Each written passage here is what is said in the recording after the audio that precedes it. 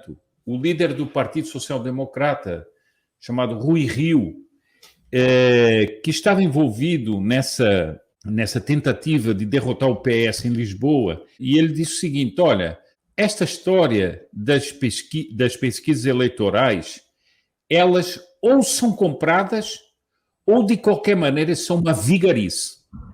Porque quem anda nas ruas percebe que este não vai ser o resultado, e eu tenho esperança que sim, o candidato socialista seja derrotado. E foi. Os institutos de pesquisa, diante do seu fracasso, porque dizem que um dos derrotados das eleições são os próprios institutos de pesquisa, eles saem de uma maneira que consideram uma sem-vergonhice total.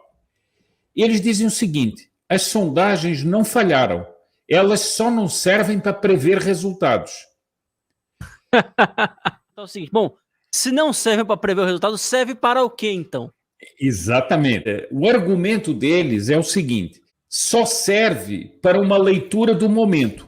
E isso pode mudar em poucas horas. Há meses e meses e meses que apontavam a mesma coisa. Os resultados das sondagens apontavam a mesma coisa.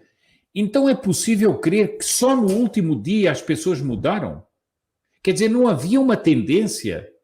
Porque se você dissesse o seguinte: não, uma sondagem diz que o candidato socialista vai ganhar, a outra diz que vai perder, depois diz que vai ganhar outra vez. Bom, haveria uma oscilação. Mas não, elas foram continuamente dizendo que o candidato socialista ganhava. Na última hora mudou tudo.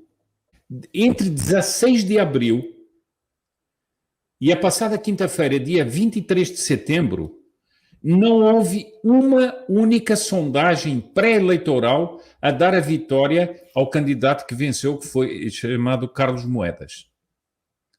A primeira consulta dava o seguinte: 46,6% para o candidato socialista, isso bordando, portanto, a maioria absoluta, contra 25,7% do que acabou por ganhar.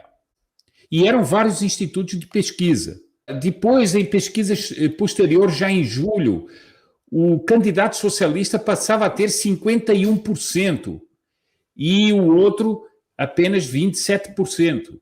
Mas você veja o seguinte: já estávamos falando de uma maioria absoluta, né?